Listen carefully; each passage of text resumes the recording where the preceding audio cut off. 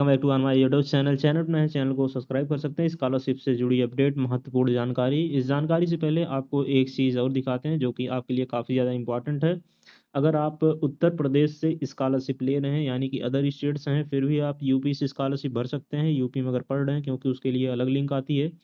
इसके बाद अगर आप यूपी से हैं तो आप यूपी से तो स्कॉलरशिप ले ही सकते हैं, चाहे आप ओबीसी कैंडिडेट हों, चाहे आप एससी कैंडिडेट हो, चाहे ईडब्ल्यूएस कैंडिडेट हों।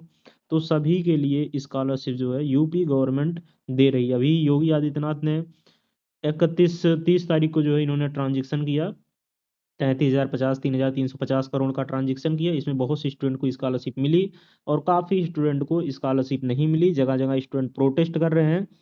प्रोटेस्ट करने में यही निष्कर्ष निकल रहा है कि अभी डेट बढ़ने की संभावना है, लेकिन कंफर्म ये नहीं है कि अभी डेट स्कॉलरशिप की बढ़ गई है, क्योंकि ये चीज़ें हर साल होती हैं। स्टूडेंट्स की स्कॉलरशिप नहीं आती, फिर प्रोटेस्ट करते हैं, डीएम वगैरह ज्ञापन सौंपते हैं, फिर हो जाती हैं चीज़ें, आगे फॉरवर्ड होती हैं, फिर डेट स्कॉलरशिप की बढ़ती है, फिर सस्पेक्ट लिस्ट आती है, फिर डॉक्यूमेंट सबमिट करना पड़ता है, फिर से आपकी स्कॉलरशिप जो है गवर्नमेंट देने का प्रयास करती है।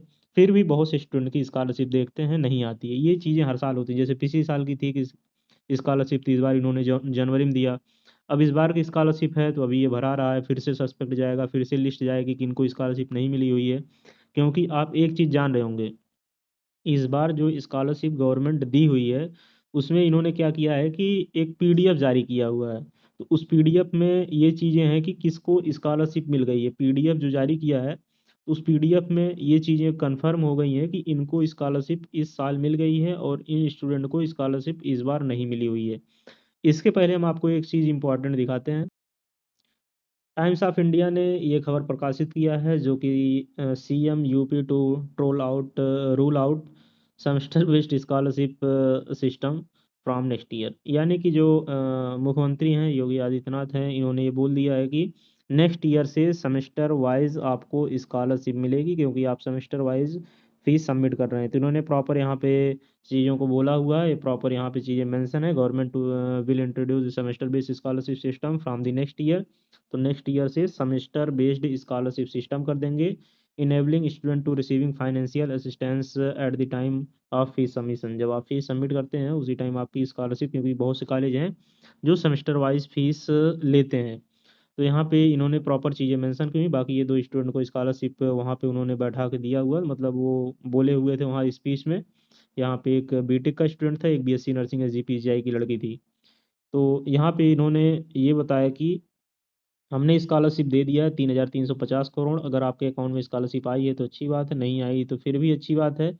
और नेक्स्ट ईयर से हम जो सिस्टम करने जा रहे हैं वो करने जा रहे हैं, सेमेस्टर वाइज सिस्टम करने जा रहे हैं। तो नेक्स्ट ईयर से आपको सेमेस्टर वाइज स्कॉलरशिप मिलेगी, यानी कि आप जिस सेमेस्टर में हैं उस सेमेस्टर की स्कॉलरशिप आ जाएगी। तो इससे ये रहेगा कि चीज़ें अच्छी हो जाएंगी, कि स्कॉलरशिप आसानी से आपको मिल सकेगी, फीस आप सबमिट कर सकेंगे।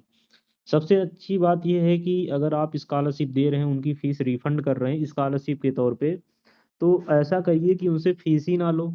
सबसे अच्छी बात है। ये कन्फर्म कर दो कि हम प्राइवेट में 30 ही हज़ार स्कॉलरशिप देंगे, या प्राइवेट में हम 40,000 स्कॉलरशिप देंगे, 50,000 देंगे। जो भी उनका स्कॉलरशिप, जो भी उनकी फ़ीस है उसका अमाउंट फ़िक्स कर दो, हम इनको इतनी स्कॉलरशिप देंगे।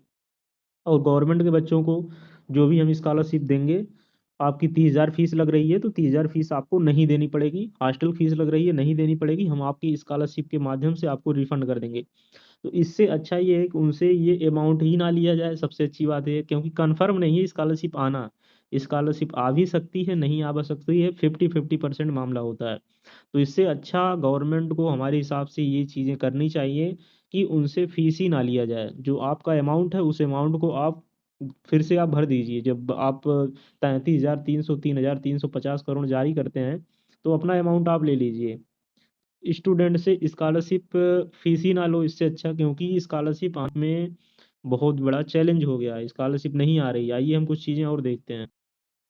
तो गाइज, ऑफिशियली अभी कोई छात्रवृत्ति की नेक्स्ट डेट नहीं आई हुई। आपकी कुछ लोग बता रहे हैं कि 20 जुलाई हो गई है, तो ऐसा कोई डेट नहीं है कि ऑफिशियली जो कि 20 जुलाई हो गई है नेक्स्ट स्कॉलरशिप आने की। ऐसी कोई ऑफिशियली डेट नहीं है। गूगल वगैरह कुछ भी चीज़ें बताती रहते हैं। गूगल पे ज़्यादा ना भरोसा करें, क्योंकि इनकी ऑफिशियल वेबसाइट ये है। ऑफिशियल वेबसाइट है UP scholarship.up.government.in। गवर्नमेंट की ऑफिशियल वेबसाइट है, समाज कल्याण विभाग की। लखनऊ के। तो यहाँ पे ये चीज़ें अगर होती हैं तो कोई भी नोटिस यहीं जारी करेंगे जो भी चीज़ें होंगी। तो गाइस स्कॉलरशिप की डेट नहीं बढ़ी हुई है, अगर आप चाहते हैं कि डेट बढ़े तो आपको अपने डिस्ट्रिक्ट स्कॉलरशिप कमेटी पे आपके अपने जिला मजिस्ट्रेट को, डिस्ट्रिक्ट डीएम को ज्ञापन देना पड़ेगा और चीज़ें करनी पड़ेंगी जैसे हर जगह हो रहा है, क्योंकि अगर आप दबाव बनाएंगे तो ये चीज़ें आगे फॉरवर्ड होंगी। अब ये तो प्रॉपर एक पीडीएफ भी जारी कर दी है, तो पीडीएफ आप दिखाइए, हमारा इसमें नाम ही नहीं है, तो स्कॉलरशिप हम प्रॉपर भरे हुए हैं तो क्यों नहीं आई। और इस बार सबसे बड़ा हो क्या रहा है कि जो आपका स्टेटस ही नहीं गवर्नमेंट अपडेट कर रही। इनका जो स्कॉलरशिप डिपार्टमेंट है वो स्कॉलरशिप डिपार्टमेंट स्टेटस ही नहीं अपडेट कर रहा। तो जब स्टेटस ही नहीं अपडेट कर रहा तो उससे चीज़ें पता ही नहीं चल रही कहाँ तक फॉरवर्ड हुआ कहाँ तक फॉरवर्ड नहीं हुआ है, कुछ चीज़ें दिख ही नहीं रही हैं। तो जब तक ये स्टेटस ये नहीं अपडेट कर देते हैं तब तक चीज़ें क्लियर नहीं होती। तो इस बार स्टेटस बिना अपडेट हुए स्कॉलरशिप आ रही है, तो ये चीज़ें आपको थोड़ा ध्यान में रखनी पड़ेगी। और जिसकी स्कॉलरशिप नहीं आई हुई है, सल्यूशन एक ही है, जो कि आपको समाज कल्याण विभाग जाके वहाँ जाएंगे तो वो भी कुछ बोलेंगे नहीं। और इससे अच्छा है आप अपने डीएम के पास जाइए, वहाँ पे एक ज्ञापन सौंपिए हमारी स्कॉलरशिप नहीं आई हुई है और ये चीज़ें हैं। तो वहाँ से डाटा आगे फॉरवर्ड होगा और चीज़ें संज्ञान में आएंगी। नहीं तो फिर वही होगा कि स्कॉलरशिप आने की संभावना ना के बराबर हो जाएगी।